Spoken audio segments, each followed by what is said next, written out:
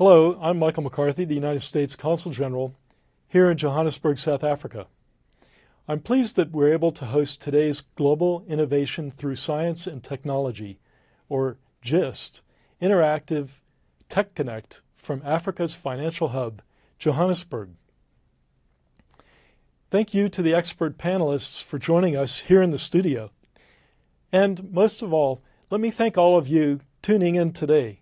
Your energy, curiosity, and entrepreneurial spirit is inspiring. We're honored to host today's event. The United States recognizes the critical role of entrepreneurs in promoting prosperity and improving the lives of citizens across Africa. They inspire innovative ideas and launch startups that develop solutions to local economic challenges across the continent. For these reasons, the United States is proud to partner with African governments, businesses, educational institutions, and NGOs to work together to support and assist entrepreneurs in moving their startups from ideas to reality. Supporting entrepreneurs is just one element of our important economic partnership with African countries, which are devoted to promoting prosperity through economic growth and investment. One of our most important bipartisan endeavors in the economic arena is the African Growth and Opportunity Act, or AGOA. AGOA has been the cornerstone of U.S. economic engagement with countries of sub-Saharan Africa since 2000. To highlight a few of the achievements, U.S. investment in sub-Saharan Africa has increased from $9 billion a year in 2001 to $34 billion in 2014, and created over 300,000 jobs across Africa. U.S. exports to Africa rose at an even faster rate, from $6 billion in 2000 to $25 billion in 2014. U.S. imports from sub-Saharan Africa under AGOA totaled almost $11 billion in 2016, a 14% increase from the previous year alone. These successes and the knowledge that trade helps strengthen democratic institutions and reinforce regional stability are prime reasons the U.S. Congress overwhelmingly approved legislation in 2015 to reauthorize AGOA for 10 more years. We remain committed to our economic partnerships with Africa and will continue to seek opportunities to strengthen two-way trade and investment. USAID, for example, has established 3 trade hubs to help the African private sector take advantage of AGOA and expand exports to the United States. As I said earlier, the GIST initiative is part of our overall effort at supporting economic prosperity for both our countries. What is unique is that GIST is a foundation that promotes entrepreneurship on the people-to-people level. GIST uses web chats, in-country programs, the annual Tech Eye Pitch competition, and its online network to connect science and technology entrepreneurs in 135 emerging economies to peers, investors, and mentors in Silicon Valley and other U.S. innovation hubs. We develop opportunities for entrepreneurship in places where resources are lacking. We inspire young entrepreneurs to develop local technology solutions to the challenges they face. In short, GIST's programs send a powerful message of hope that an innovative idea plus action can change lives. GIST alumni are remarkable individuals with passion and dedication who can tackle challenges in their communities. The payout from our investment in GIST and its programs continues to grow. Since its launch in 2011, we have invested $9.2 million that has connected over 2.8 million youth with entrepreneurship resources. We've also trained over 5,000 startups that have generated more than $110 million in revenue. And GIST is just one of many programs we fund to support entrepreneurs and business leaders. Many of our exchange programs, like the Yali Mandela Washington Fellowship, send young entrepreneurs to the United States for exposure to new ways of doing business, leadership training, and networking opportunities. I know this Tech Connect will spark new ideas for many of you. Some of you, I hope, will also contact the Public Affairs Office at the American Embassy in your country and find out what other entrepreneurial programs or exchange opportunities are offered. I would like to conclude with a quote from Nelson Mandela, who said, "Everyone can rise above their circumstances and achieve success if they are dedicated to and passionate about what they do." Good luck with your entrepreneurial journey.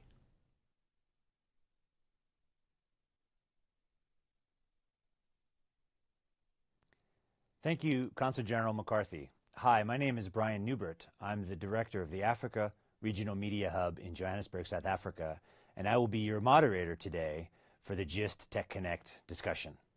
Thank you for joining us and listening and viewing parties across Africa and around the world. Today we'll be talking about moving your venture forward in Africa. Our audiences can participate in the conversation and ask questions in the chat space next to your video, or you can tweet your questions using the hashtag GISTTechConnect.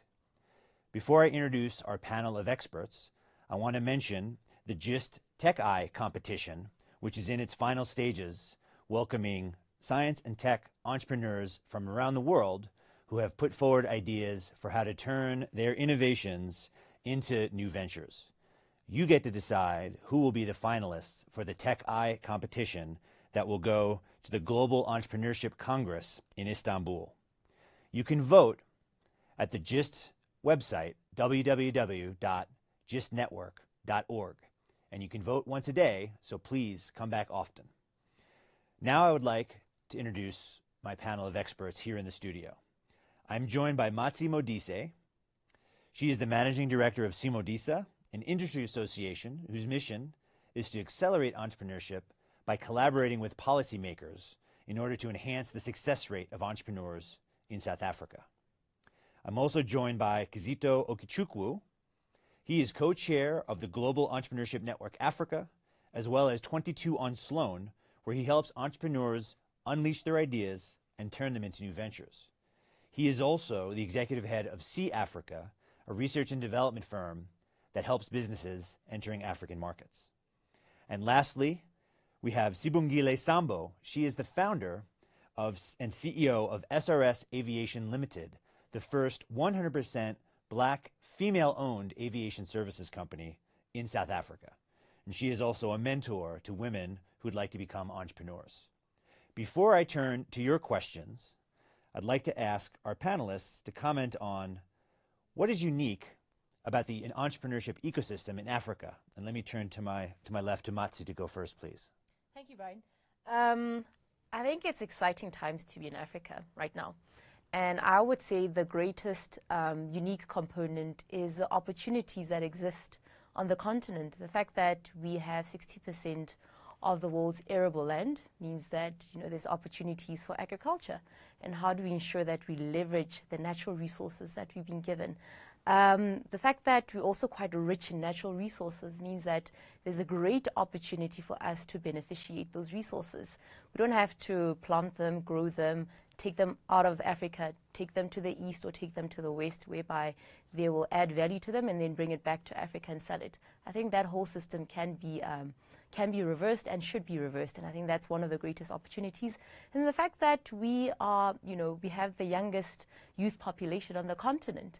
So by virtue of that, that's very, very unique to our continent, and with that presents enormous opportunities. Our ability to invest in our human capital. They speak about the fourth industrial revolution and how the rest of the world is really coming up with these great innovations. And Africa has an opportunity not to leapfrog, but to, in essence, lead this fourth industrial revolution. So it's great times and interesting times to be on the continent right now. Thank you. Kizito, what do you find that's unique about the entrepreneurship ecosystem in Africa? I think what is unique is the challenges, because I think the challenges really present opportunities for young people, for the ecosystem on the continent to really leapfrog and do more. So I think looking at it from a policy level, from a funding level, from development model level of the entrepreneurs. So I think all these present challenges, but also there are opportunities to improve, whether on policy level, development, financing level, and so on. So that is a very key, unique point on the African continent. Terrific. Yeah. Sibongile, let you jump in here, please. Yes, I would say globalization has created an opportunity for African entrepreneurs to upscale their businesses. And we've seen that in Africa, there's lots of young innovators, and our ecosystem allows them to realize their ideas in many different, spheres. And we've got several organizations that are available to assist the ideas to be realized as a venture, not only in Africa, but worldwide.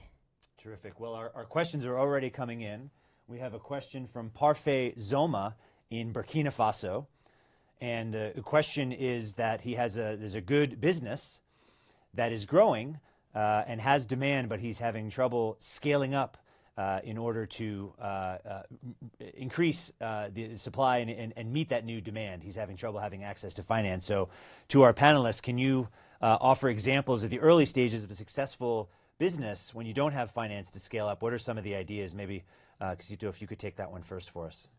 I think there are a lot of opportunities. You said he's coming from which country? Burkina Faso in West Africa. Yeah. So I think on the continent there are various financing models that one could explore. It's unfortunate that some African countries, or most African countries, the seed funding, the early stage financing is actually not as developed, and capital is very difficult to access. So someone like him, it would be good to know which sector is he on, because there are organizations like your Industrial Development Corporation that are based in South Africa that look at Africa-wide funding and so on and support. But also another thing he can look at is maybe consider equity or debt financing and so on. So it would be good to just understand his sector. I think his sector will be able to determine which avenue he would choose. But if it's an early stage, I will always say maybe angel funders could also be an option. But most countries don't have it, don't have that structure well developed in their country. Sorry, Matsi, do you have something to add? Go ahead. Sure. I think the one important thing he mentioned is, excuse me, it's scale. So meaning that he wants to broaden his horizons. He wants to go beyond Burkina Faso. And as much as we can talk about going to financial institutions, it's very, very difficult. They have very high credit criteria, especially if you're in the startup phase. You don't have that traction. You don't have a track record of having customers and clients. But there has been a rise in platforms that are created for startups to pitch their ideas. And an example of a digital platform is Excel Africa, which is a collaboration with the World Bank and VC for Africa. And you have Demo Africa, which is a platform, they come to a particular African country and they ask you to apply, and then you'll be chosen to come and pitch to a panel of investors. So those are some of the practical ways of take advantage of these, pitching competitions that are on a continental scale, because then you have a continental audience, and then you have organizations like the World Bank and the VC for Africas that are there, that are present. There's the African Business Angel Network, ABAN. That's a network of angel investors on the continent. And while South Africa started a chapter, I think Lagos also started a chapter. So look for those platforms, entities that actually create platforms whereby you're a startup, you have an idea, and they have a panel of investors that actually are looking for fresh new ideas. You can Google VC for Africa, you can Google Demo Africa. They're constantly having these kind of competitions. Some good ideas. Sibongile, do you have a thought? Yes, what I could add to that is that we need to get into a habit of understanding bilateral trade agreements. Within the continent, we've got quite a number of bilateral trade agreements. South Africa is very vibrant in the funding space. They need to look at what is available not only in South Africa, but beyond, using the bilateral trade agreements. Also, what I normally advise startups to do is to visit different embassies within their country and see how the embassies can assist them in accessing funding, because sometimes we look for funding within our own continent, but we can actually upscale using funds that are offshore and available and readily available for startups. Well, there you go, Parfait. You have to work on your pitch, certainly. And let me, on behalf of the group, congratulate you. You said your business is doing well, so please do keep at it. Our next question is from Monrovia, Liberia. And the question is, what are some strategies to promote tech businesses in low-tech environments? Maybe I'll start with you again here next to me. That's an interesting question. So what is a strategy to promote tech businesses in low-tech environments? Wow. Well, I would say it's quite relative, because as a country you have to have an infrastructure that will allow technology to be enabled.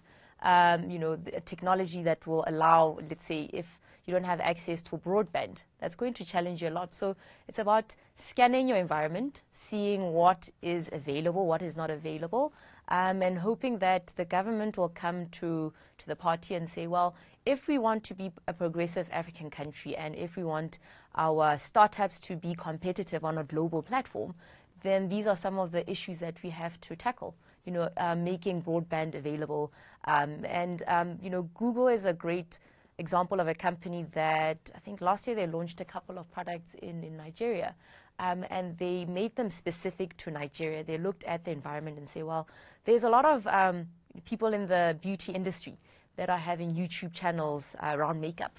So now they saw that that's a great platform for Google to come and promote YouTube, because then you can commercialize your idea using YouTube. You have to have a certain amount of followers, and based on that, you'll be able to generate revenues, you know, advertising revenue. So I think it's important to have an idea of, as a country, what is at your disposal. The government has a role to play, because we're talking about ecosystems as well. So as an entrepreneur, you know, you shouldn't feel like you're alone. You should be able to leverage your ecosystem that's around you.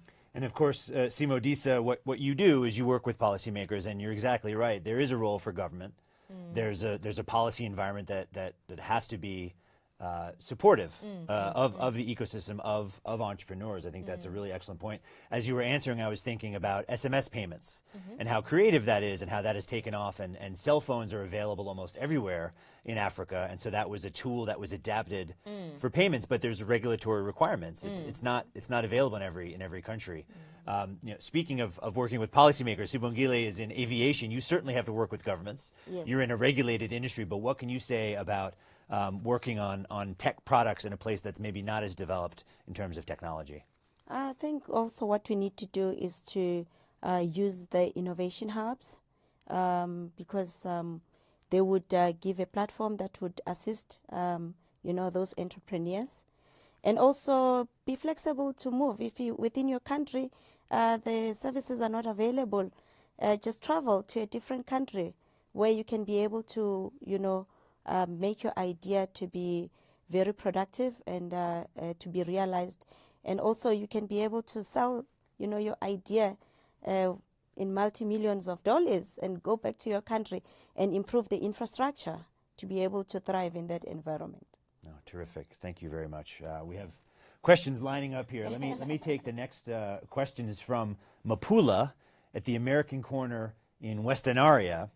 And the question is, in the first 3 years of your startup, what were the most important lessons that you learned in those early stages? And I'll turn to Kizito to start us off on this one. I think for me, you don't even have to wait for the first 3 years of business. I think already the first year should present a big lesson for you to carry on for the next 3 years. I think the key thing is, what are you selling? Who are you selling it to? Is there demand for that? And I think if you don't get that within the first year and establish yourself within that first year, then the 3 years, your 3 years in business will still teach you that lesson that you would have learned within the first year. So I think that is the key point for me, for every startup to know this particular model. Yeah, that's certainly a question you have to be able to answer quickly. Otherwise, you're just going to lose money. Before we continue on this question, I just want to welcome the viewers that have joined us. If you're just coming on, you're watching the GIST Tech Connect conversation about first steps for entrepreneurs in Africa. Again, my panel of experts, Matsi Modise, Kizito Okichukwu, and Sibongile Sambo have joined us today to share their expertise. And again, we're taking live questions from you as viewers. There's a chat space next to where you're watching the video, or you can tweet your questions using hashtag GistTechConnect. On this question of early lessons during your startup, Matsi, what would you offer? Sure. So I'd reiterate what Kizito said. So market validation is very, very important, because if you don't have a market that's committed or convinced that this is a product or service that they will want to procure from you, then you're not in business. And also the whole notion of focusing more on, I have an idea and I need money. No. You have an idea, you create a business around that, and then you sell your product. Money will come either from your clients, or over time when you have traction, you'll be able to, in essence, have people, require capital from the banks, but then banks will not speak to you if you don't have traction. So there is a great correlation between your ability to validate your market, having customers, clients, having a track record, and then over time you might necessarily need some working capital because you got a particular contract from there because you have some traction. So don't be too in love with the idea of, I have an idea, I want to start a business and I need money. It's like, I have an idea, I want to start a business, I need to validate my market. I think there's a great word there. This is a bit of jargon that you use in the business, that idea of traction. Yes. So you get out there and you're selling something. It's something that people want, as you said. If no one wants it or no one's willing to pay for it, it's a nice idea, but it's not a business. Yeah. And as you say, it's very interesting. What did you learn in the first 3 years? Like, well, you better learn this in a year. Don't waste time. So Sibongile, you started the first black, female-owned aviation services company. Surely there were some lessons in the early years of starting that company. Oh, yes, lots of lessons. What we did at SRS is that, like Matsi said just now, is that if you can think about having capital available to start a venture, then you're never going to start. If you have interest in a business and you believe so much in it, you go out there and make it happen. With SRS Aviation, I'm an HR practitioner by profession. So when I left De Beers, actually, I was asked, what am I going to do? I said, aviation. And people thought, aviation, what are you going to do with aircrafts? And I went out there, I created a business plan. I put pictures of aircrafts so that, it looks tangible and real, that is available. And I started going out there to learn the language of aviation. Aviation is a very different sector. You have to speak in a particular way, things that you might take for granted, things like your Alpha, Romeo, Bravo, you can't get into aviation and you can't understand that language.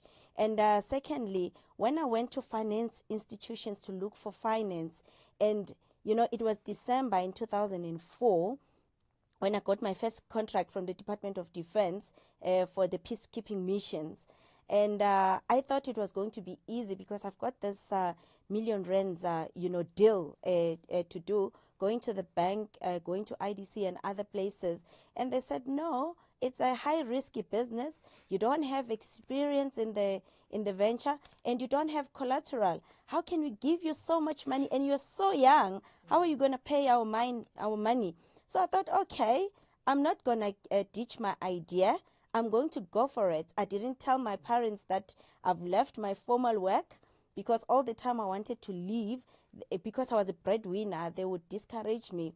So I thought, you know what, I'm going to tell my mom now. She was working in London as a nurse. I phoned her. I said, Mom, I left my job, but here's an opportunity. There's no money. What can we do? She went to the bank. She flew back, withdrew her pension money. He asked her sister to give me her pension money as well. I sold everything I had. I sold my flat accommodation. I sold the BM I had because I was a young executive at De Beers when I left. So I had a bit of cash, not much, but a bit to say, hey, here I am. Let's put together and do something. So sometimes you just need to take that leap of faith. You need to understand your venture. You need to believe in your idea that is going to work. And that's many years later. Here we are, and we are successful. Oh, thank you. Thank you very much for that. Please. I wouldn't mind adding. Go ahead. So also the notion of you have to be willing to do a lot for free and for nothing. Because that's the best way you're going to learn. that's the best way you're going to be able to grow the value that you one day create. So have that sense of, sometimes I actually have to give my products for free because I have to validate them. So be willing to just do anything, take on any opportunity, even if you're not being paid for it. Thank you. Our next question from Julie in Burkina Faso. I'll give this to you, Kizito, since you're not in the city where you started. Julie would like to know, how do you take a business and market it in another city? I think it's a matter of, I think it was you that mentioned globalization, right? I mean, everything now, you might be in, you say Liberia, right? This one's Burkina Faso. Burkina Faso. West so Africa you might, is very active. yeah, they might be in Burkina Faso, but you're using Facebook. Facebook is a US firm. Right. And I think today, businesses, there's no boundaries actually. So startup got no boundaries. And the key thing for anyone is to understand, where will this product generate, where will this product make an impact for me? Elon Musk was a South African. Or, no, he's a South African, not was. He's a South African, but he's based in the US, commercializing his product because he saw the opportunity there. So currently now, and I believe his company is coming into South Africa. So the key thing is, when you find opportunity in another country, you must pursue it. You must go for it, believing that it's going to happen. So the world is very decentralized now, and there are no boundaries. So go ahead, get into that country, but understand the country you're going to, understand the policies, understand the sectors, understand also how to navigate within that country. The key thing might also be partnership. Consider a partner that will be in your sector, and consider working with them within your few years of starting up. And then the sky is your limit. Terrific. Please go ahead, Mats. Happy to add. So another, a very practical way of, if you're in Burkina Faso and you want to be able to sell your products in countries like South Africa, in various other countries, is social media. Social media. You have Facebook, you have Instagram, you have Twitter.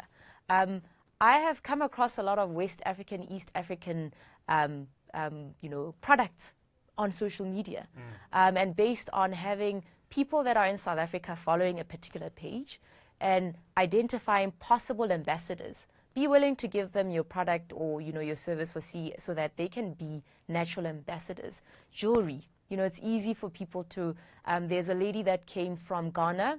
She was in South Africa last week, and she had a pop-up store in one of the suburbs in South Africa. But she has a Ghanaian company. Beautiful jewelry from West Africa, and because there was so much traction and a lot of people in South Africa following her, she decided that she's going to come up and have a pop-up store. So social media, it's free. You sign up a page and you ensure that you optimize your presence. You ensure that you have ambassadors in various countries, and once you have a following, then more and more people will get to know about you. So that's a very practical way of just promoting your business. This is also a great segue. Our next question from the listening party, the viewing party in Monrovia, Liberia, was asking, how do you develop your presence online, particularly in Africa? And there are some challenges. The online system is not as developed, but you mentioned Google, you mentioned social media, Facebook, which is used in the cities and is more and more common. So that's certainly one best practice. You certainly have to be on social media at a certain point, unless you're sort of a shop seller on the corner, if you want to have any kind of scale.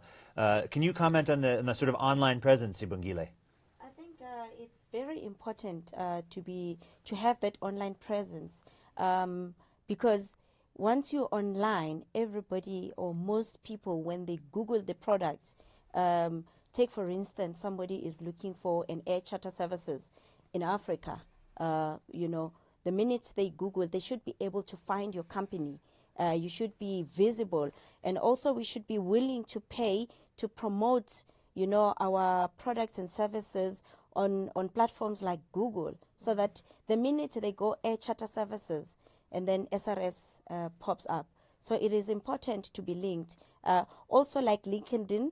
LinkedIn, yes. It's also another platform that you can use to sell your products and your services. And I think one of the things we find, I work primarily in media, when you do get on social media, it's a powerful tool, but there will be engagement. And you will grow fans and you'll get traction. You'll have critics. And so you also have to have a strategy for addressing those, like restaurants and so on. have people saying how great the food was, but you'll also have people complaining. Yes. And you have to find a smart way to address that as well.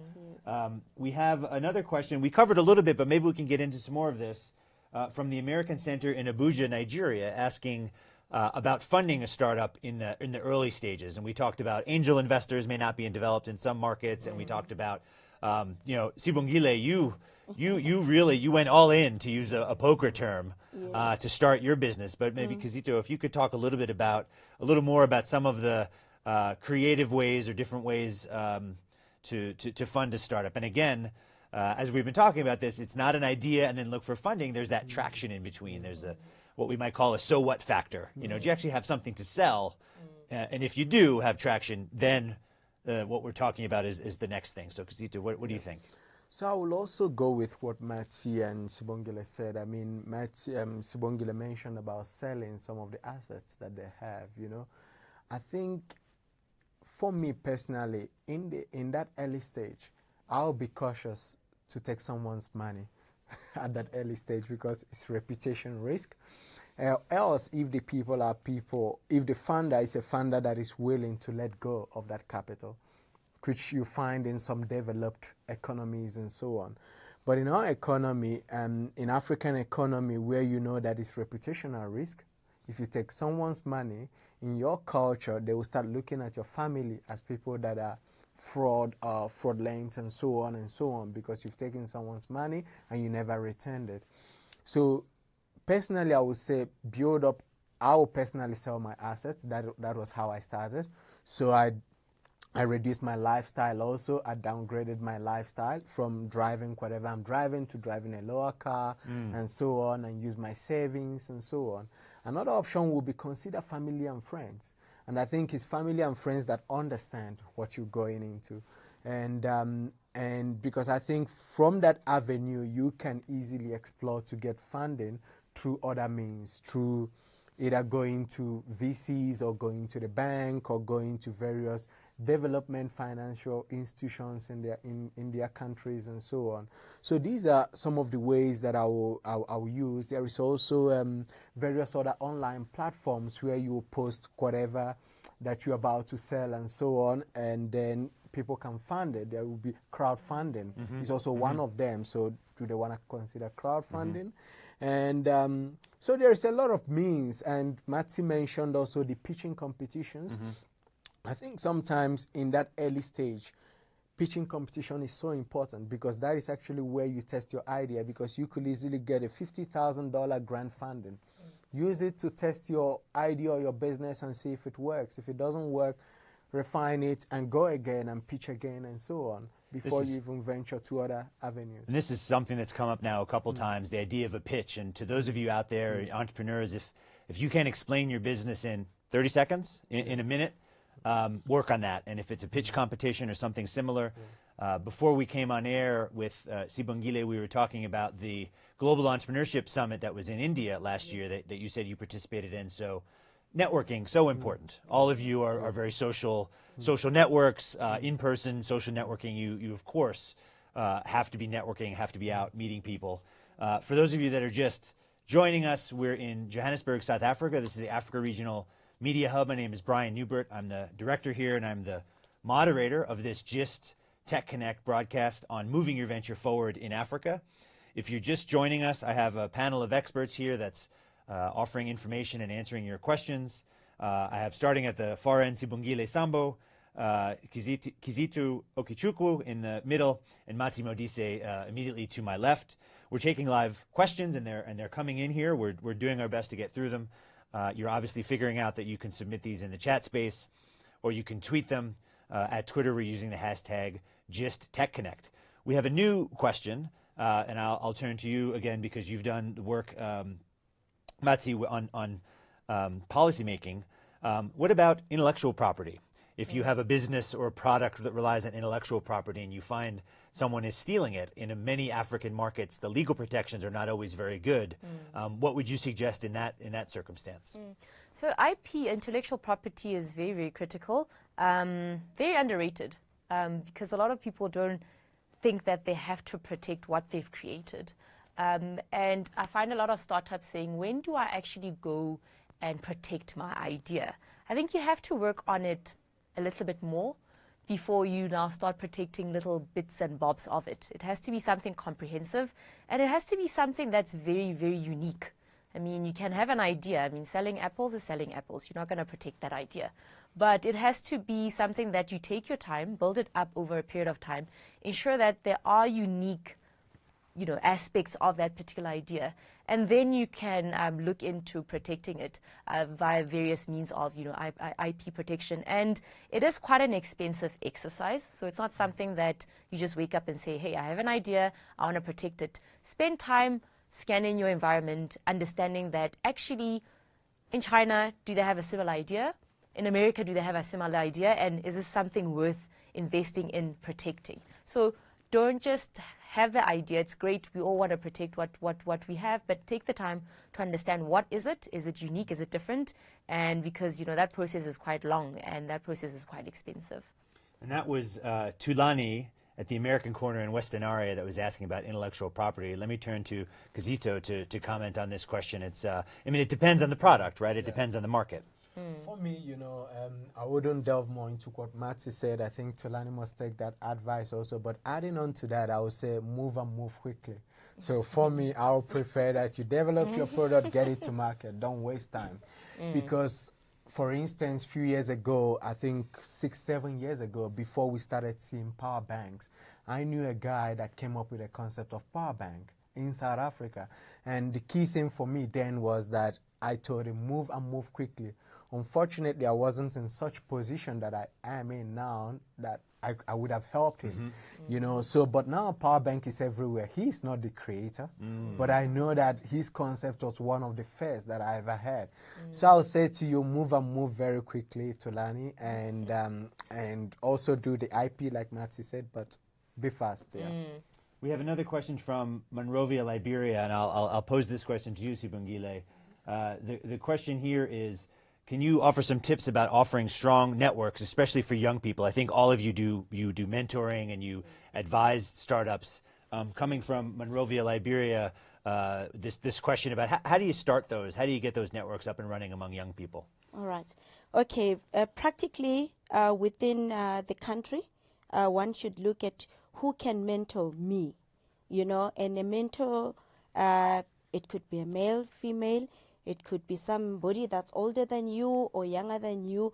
It depends on what you're looking for in terms of mentorship.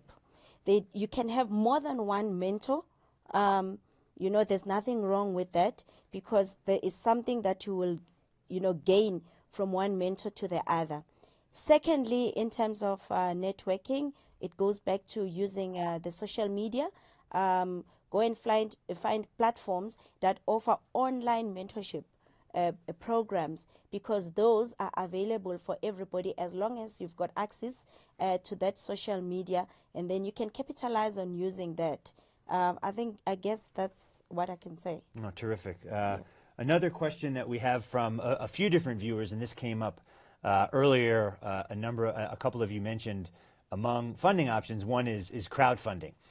And there's obviously online crowdfunding. This is more or less developed in different markets. But could you comment on what are some of the downsides or what are some of the risks that some entrepreneurs should be aware of before they accept crowdfunding? I see, Kizito, I see you're nodding. Maybe if you want to take that one. The risk could range from many things because in crowdfunding, you have to post, you have to share what you needed the money for so that people could crowdfund. The risk there could be someone stealing your idea because you might be saying, I want to build a ship. Someone already stole the idea and did it before you have to share enough to be convincing. Yes, so that is the risk, the main risk that I see in the platform. Is there, sorry, before you jump in there, an additional part of the question, is there such a thing as offline crowdfunding? I mean, you mentioned earlier going to your family. I guess that's sort of low-tech crowdfunding, but the question was also about if there's an offline version. Not sure about the offline one, but I think another risk is fraudulent behavior on these platforms because you might have a product or service that you're pushing out there, but it's not existent. It's like, poof, doesn't exist. You know, you're just there collecting people's money. So you just have to be very, very aware of what you put in your money into, because some people it's non-existent. Well, we have a couple of takeaways already, and we'll summarize at the end. But we talked about traction, sort of basic idea that you have to have a product that people want, that you can sell, and the next thing we just talked about mentors, and a lot of the things that you're warning entrepreneurs about, and some of the lessons that you've learned are things you could learn from a mentor. Certainly things about fraud, or certainly things, you know, how much risk are you willing to take on, or do you even appreciate how much risk you're accepting? And a mentor can talk through some of those things. We have a question from Luan Siaya, just up the road in Pretoria, at our American corner. What is a cost-effective marketing strategy for a startup, and how much of a company's income should be used in marketing? Maybe I'll start with our air services, with the airline, famous for marketing, and see what you have to say, Sibongile. Yeah, you know, sometimes you don't have to spend a lot of money doing marketing.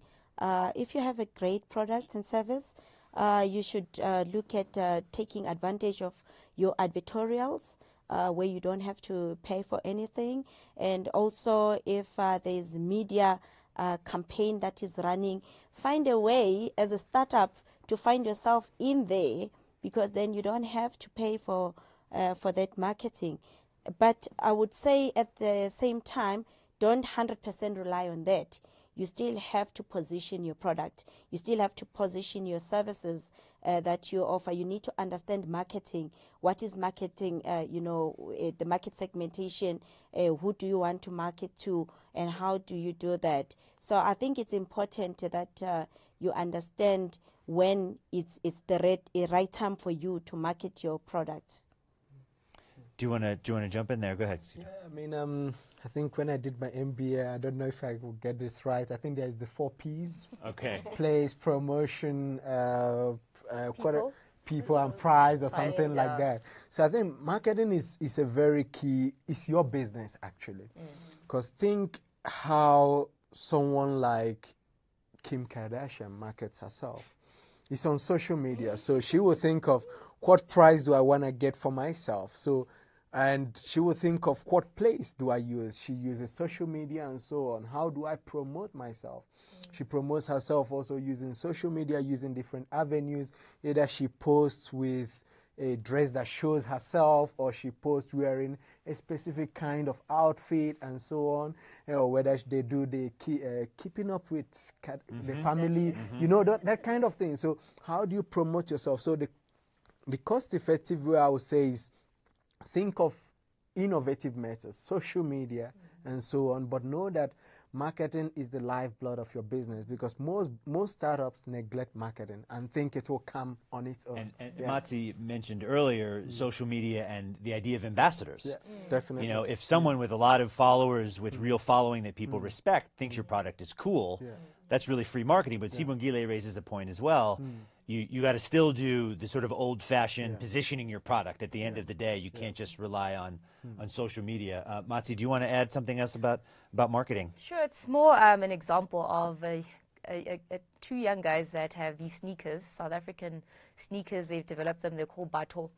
And they have looked at 2 other popular people that are constantly out there, that are, you know, fashion icons that people would always want to know, where did they get this from? And they identified a guy called Somizi. Now, Somizi is a very colorful character, very funny, hilarious guy.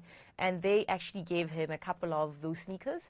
And every time Somizi goes out there, he's constantly, people will ask, like, what, those are very nice shoes. And then that's one way of promoting your brand. Just identify somebody, doesn't have to be a popular person or celebrity, but somebody in your community that, you know, is somebody that people admire, or people that they would probably ask a lot of questions around, where did you buy that from? So it's quite simple. It doesn't have to be a celebrity. It can be just a community member, well respected and constantly out there, and then they'll be able to say, hey, this is where I got, like these jewels of mine. You know, I always wear interesting jewelry.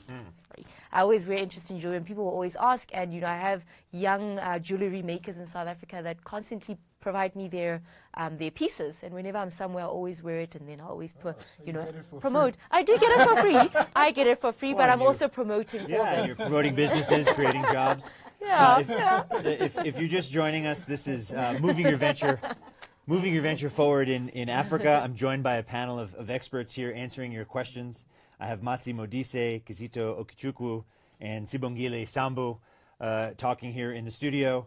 We're taking live questions on the chat space next to the video. You can also use Twitter at the hashtag TechConnect. Just TechConnect is the hashtag that we're using, covering a lot of your questions and important issues. We have another one that has come up from a number of viewers will ask this, is how do you decide or what are the criteria to choose a partner or who's the person you want to have on your team first? Now, I imagine the first answer is someone that complements your own skills.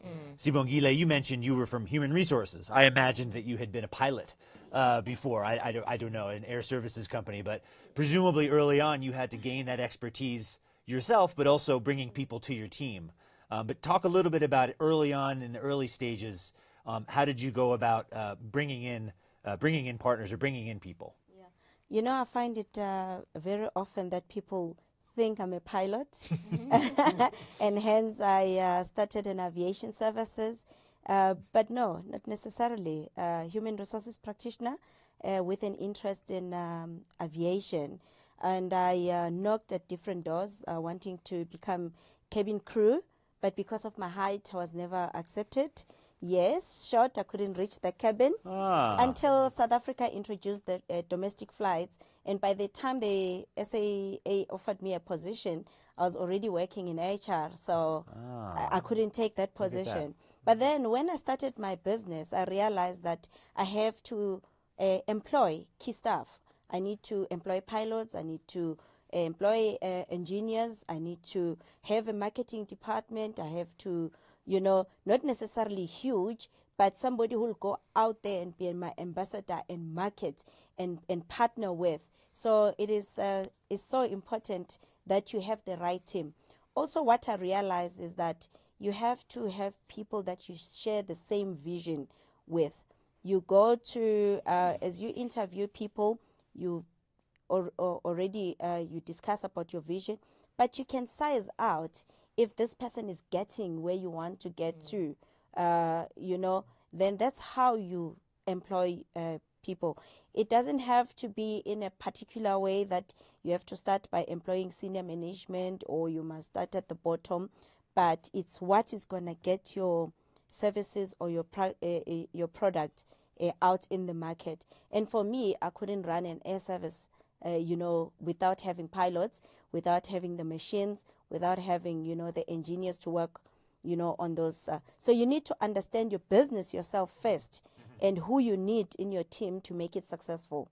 Basically, that's it. Matsi, can you talk about recruiting, getting a team, the right team for the enterprise? Sure, I think be comfortable enough to get people that are smarter than you.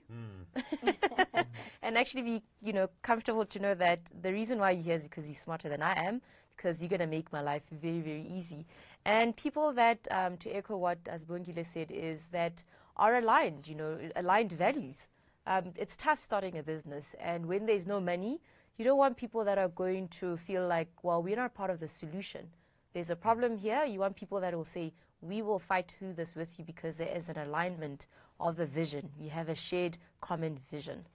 Yeah, terrific. Zito, do you want to add there, please? Yeah, I think just like the two colleagues said, vision and skills, very important because starting up a business, you might not be as ready to pay someone $20,000 to be the IT professional or to be a pilot or to be something else. So are those people willing to earn $1,000 in the time being until the business grows? So those people must share your vision and they must have the skills. But also, just like Matsi said, don't be scared to hire people more smarter than you. I think I actually prefer people that are smarter because, you know, they help to achieve the vision. They think differently. They bring new skills into the company, and they help also grow other younger team members. Oh, terrific. We have another question from Western Aria. Thanks for your question. A very active group today. And this is a question that we've touched on. I think we can delve into a little bit deeper, which is you have a successful business in a local market, and you're thinking of going broader. And how should you think through whether you should be satisfied where you're successful in that local market, or should you go broader? Should you expand? And what are the risks of expanding into a broader market, whether it's going from one city, going regionally, or even going nationally or going internationally. Maybe Sibongile, we can start on this one. Presumably, your aviation company, you started in a smaller space and then you looked to expand over time when there were opportunities. Yes, I think, I mentioned the vision. So obviously you will have a plan that within a year, within 2 years or 3 years, these are my goals, this is what I want to achieve. But bear in mind as well that there are those environmental factors, that you cannot have, control over. For instance, in our environment, we cannot control the currency exchange, which affects our businesses. Yes. Yeah. So if fuel we need, price. yes, the fuel price. In 2009, we saw a high rate of jet fuel, hike on jet fuel, and that affected lots of businesses. So even though on paper we had planned to be all over Africa, but practically we couldn't, because now there are these environmental factors that affect our business. So we must consistently go back to the drawing board and say, this is what we want to achieve. We are now based at Lanseria. Can we expand to other provinces in South Africa?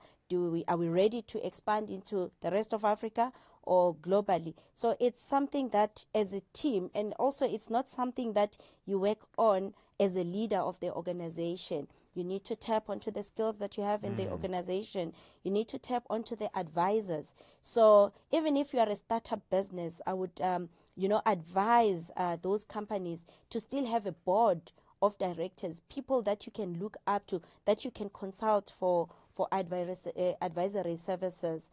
Sometimes you don't have to pay your board immediately, but you can have something that you exchange with. For instance, if we are available and, somebody needs a helicopter from us, and we can be able to do that in exchange for some knowledge, for networking, for expansion, possibilities, we do that, so yes. Kizito, why don't you jump in there?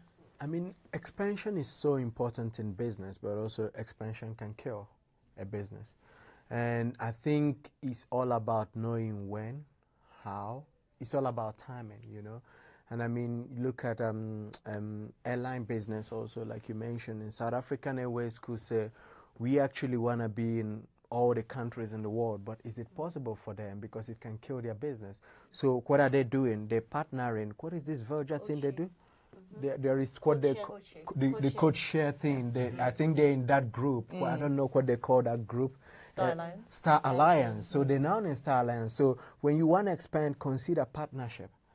Maybe be where you are, be comfortable, stabilize. But once you want to move out, partner, and then go fully after some years once you see that operations are stabilized. No, that's terrific. I think something that's been really impressive, this discussion, we're speaking in general terms. You have specific experience, and some of our questions have been very specific. Some of them are more general. I mean, the answer to any of these things is kind of it depends on where you are and the kind of product and the kind of market. But these are mentors that are giving you ideas of the kinds of questions to ask. Certainly a mentor closer to home is going to have more specific answers. They'll have more time to learn about your business.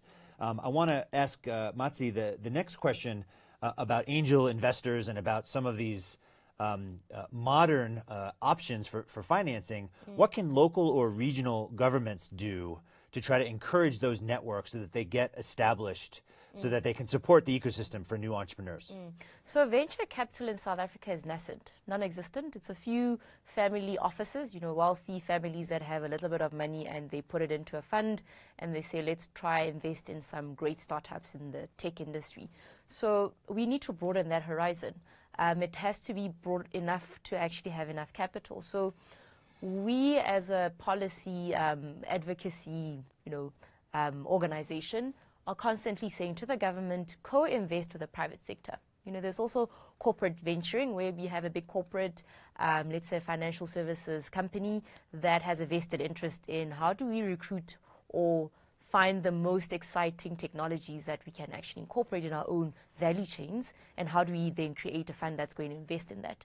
So all of that, they're little pockets of investments. At some point, they have to come together.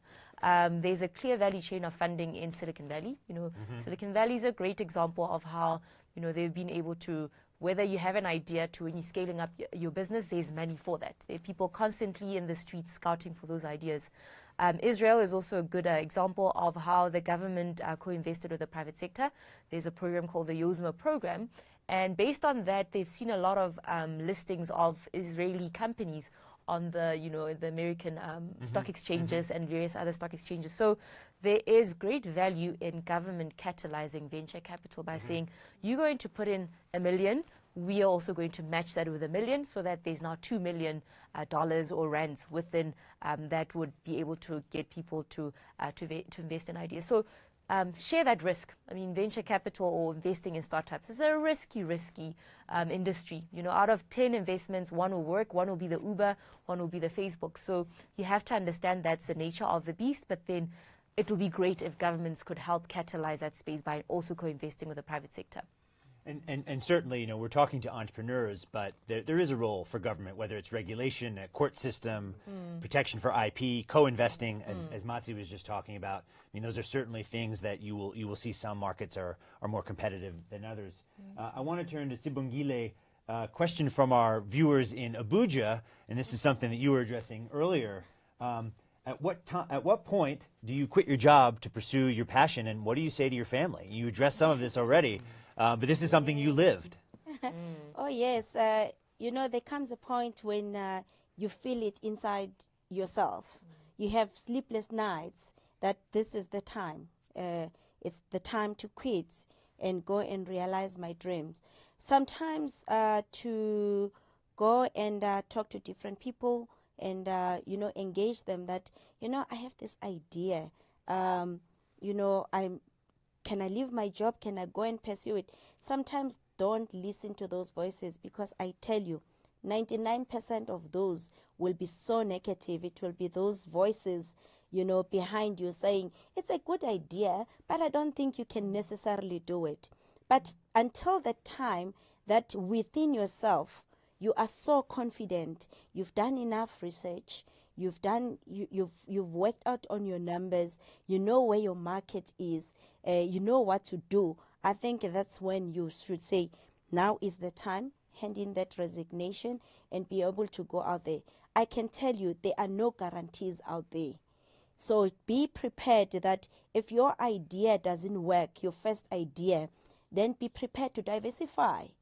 So many people are scared to hand in that resignation because they fear, what if it fails? If you are a true entrepreneur and you are a risk taker, you should be able to believe in yourself, believe in your idea and go for it. But if it doesn't happen and it doesn't work, diversify. Try other sectors. Try other products within the same sector.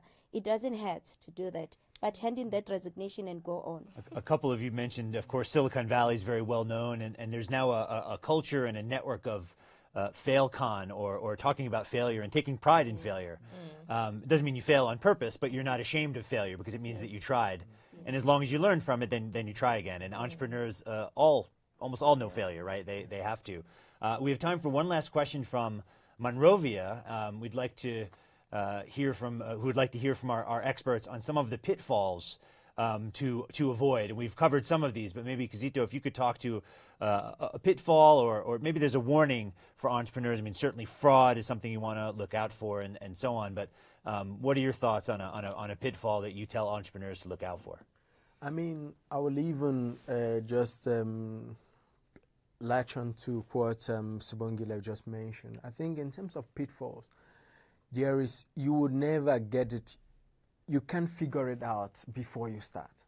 You might try to figure it out, but once you are in the business, you will see that this was more than what you anticipated. So in terms of pitfalls, I'll say to you that you just have to be ready to deal with the mud, to deal with the hecticness of it, to deal with the disappointments and so on. Just be ready for that, because you will never figure it out before you start. So you can do your business plans, you can do your research, and still be in the company that you work for full time. But once you leave, the game is different.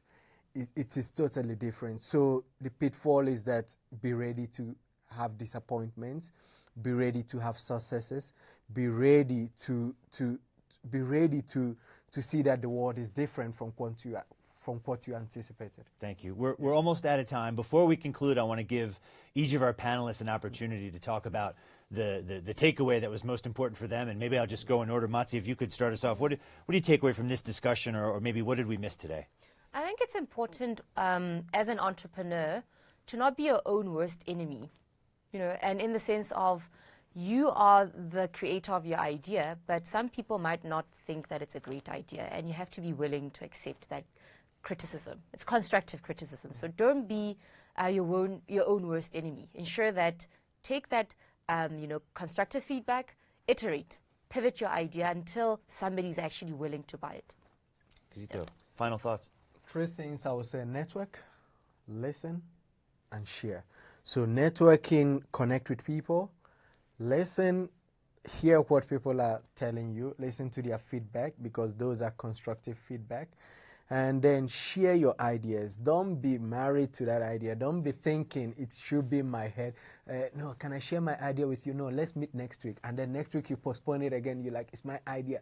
Share it. If it's a good idea, if it's yours, it's your idea. No one is going to sell it. Simungile, you take away. What I take away is that it's very clear that we have, in Africa, an ecosystem that is very vibrant. I will encourage each and every entrepreneur to keep the vibe, keep those ideas going. Not only the ideas, make them practical. Make a venture out of it. Make money out of it. Don't be scared to upscale. You don't want to remain as a startup all the time. Each time they call up startups, you are there. You should be able to upscale whatever ideas or products or services that you offer. Thank you. Well, I want to thank everyone for joining us in this chat about entrepreneurship in Africa today. I'll thank our panelists again at the end. What we'd like to do is to thank all of our viewing groups. So if you'll bear with me, I'll try to get through these. We had the GIST iHub in Liberia, Yoner Liberia in Monrovia, GIST iHub Tunisia, Elspace Tunis, GIST iHub South Africa, Lead Africa with us here in the studio in Johannesburg, GIST iHub Uganda, Innovation Village, Kampala, American Corner at Pretoria, South Africa, just up the road here, American Corner Soweto, South Africa, American Corner Mangong, South Africa, American Corner Western Aria, South Africa, the American Corner in Abuja, Nigeria. Speaking of technology, it's not cooperating. I said Abuja, Nigeria, Mbaban, Swaziland, American Corner, Bongo Hive in Lusaka, Zambia, the Incubation Hub in Port Harcourt, Nigeria, At Events Ethiopia in Addis Ababa, Ethiopia, and Sahel Data Bank in Burkina Faso. Thanks all of you for tuning in to watch, for your questions. You challenged our panelists. This wraps up our program. I want to remind you to join us for Tech Connect live chat on February 13th. We'll be discussing tips and tricks for bootstrapping your business. Again, I want to thank Matsi Modise, Kizito Okichukwu, and Sibongile Sambo for joining us here in the studio. Remember, you can vote for your favorite Tech Eye candidates until February 22nd at gistnetwork.org. That concludes our discussion for today. And again, thank you very much for joining us. Goodbye.